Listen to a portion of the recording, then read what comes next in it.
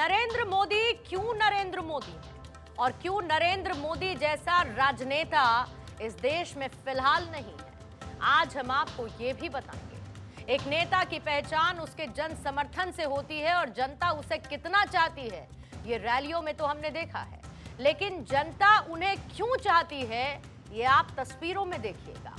ये नरेंद्र मोदी हैं। मंच शुभेंदु अधिकारी के शपथ ग्रहण का है, लेकिन साष्टांग प्रणाम जनता जनार्दन का किया जा रहा है। यही खूबी है जो नरेंद्र मोदी को जनता की आंखों का तारा बनाती है। सिर्फ यही नहीं, और भी बहुत कुछ है जो हम आपको अपनी स्पेशल रिपोर्ट में दिखाएंगे कि क्यों नरेंद्र मोदी अपने कार्यकर्ताओं के लिए पूजनीय हैं और क्यों नरेंद्र मोदी के लिए अपने कार्यकर्ता पूजनीय हैं। इसके लिए आपको ये स्पेशल रिपोर्ट जरूर देखनी चाहिए। परम आदरणीय प्रधानमंत्री श्री नरेंद्र मोदी जी का स्वागत करें।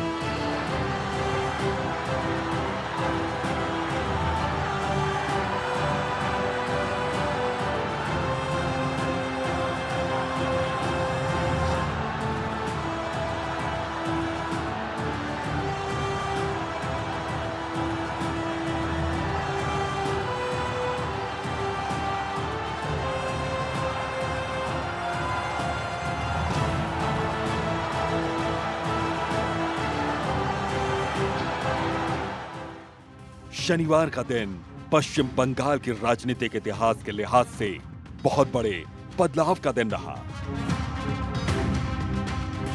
शनिवार को पश्चिम बंगाल ने एक नया सवेरा और नया रंग देखा।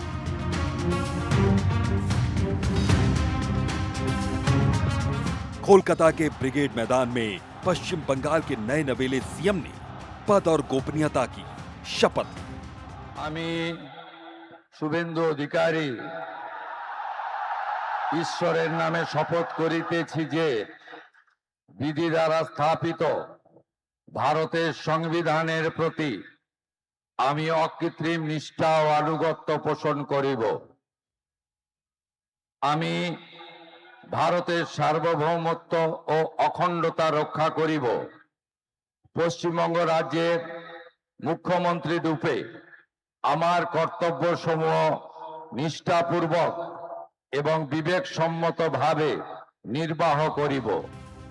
शुभेंदु अधिकारी शनिवार के दिन पश्चिम बंगाल में बीजेपी के पहले मुख्यमंत्री बन गए हैं। उन्होंने बांग्ला में ईश्वर के नाम की शपथ ली और इसके बाद वो पीएम मोदी के पास गए, उन्हें झुककर प्रणाम किया। इन तस्वीरों में पद, प्रतिष्ठा और सम्मान सब कुछ एक साथ नजर आया।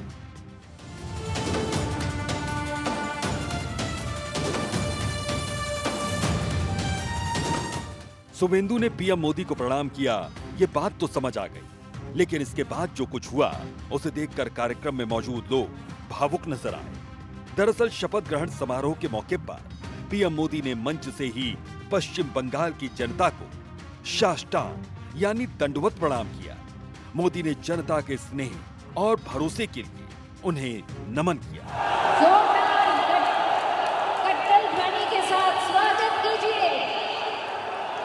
माननीय प्रधानमंत्री, परम आदरणीय प्रधानमंत्री श्री नरेंद्र मोदी। इसके अलावा उन्होंने मंच पर मौजूद एक बुजुर्ग माखनलाल सरकार से न सिर्फ मुलाकात की बल्कि पैर छूकर आशीर्वाद भी लिया।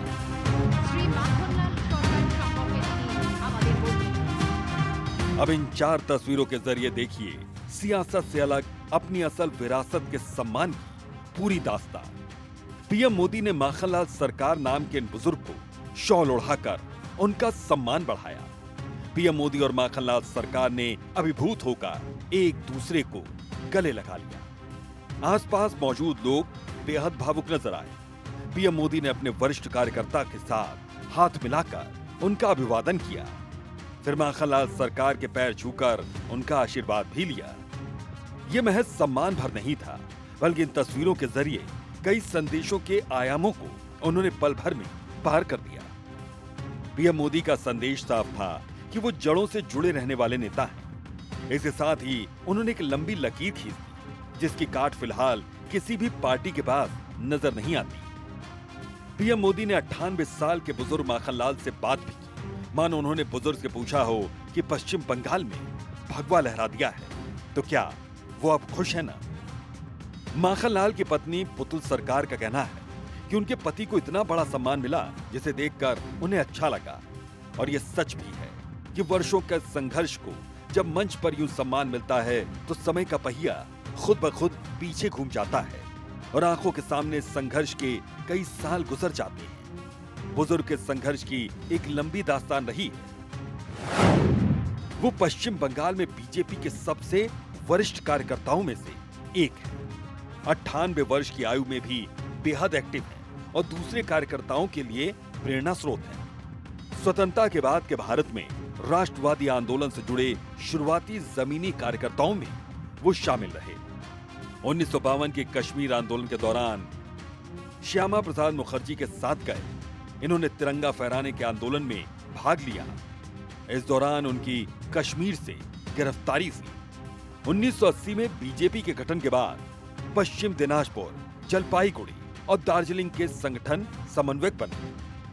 महज एक साल में लगभग 10,000 सदस्य जोड़ने में इनकी भूमिका बेहद महत्वपूर्ण रही। 1981 से लगातार 7 वर्षों तक जिला अध्यक्ष रहे। उस दौर में जब अधिकतर नेता 2 साल से अधिक एक ही पद पर नहीं रहते थे।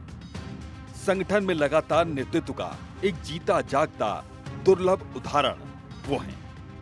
ঈশ্বরের নামে শপথ করিতেছি যে বিধি দ্বারা স্থাপিত ভারতের সংবিধানের প্রতি আমি অকৃত্রিম নিষ্ঠা ও আনুগত্য পোষণ করিব।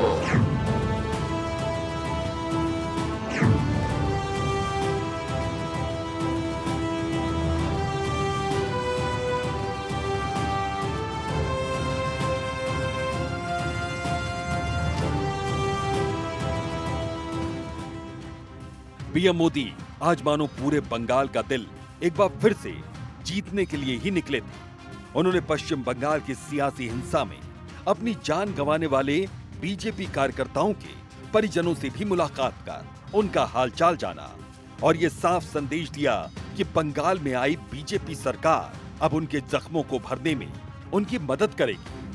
पीएम मोदी के एक कदम और इन सभी तस्वीरों से साफ है कि पश्चिम बंगाल में बदलाव हो चुका है और इसका सकारात्मक प्रभाव भी जल्द ही नजर आने वाला है, या यूं कहें कि मंच से इसकी शुरुआत भी हो चुकी है। Bureau report, Bharat 24।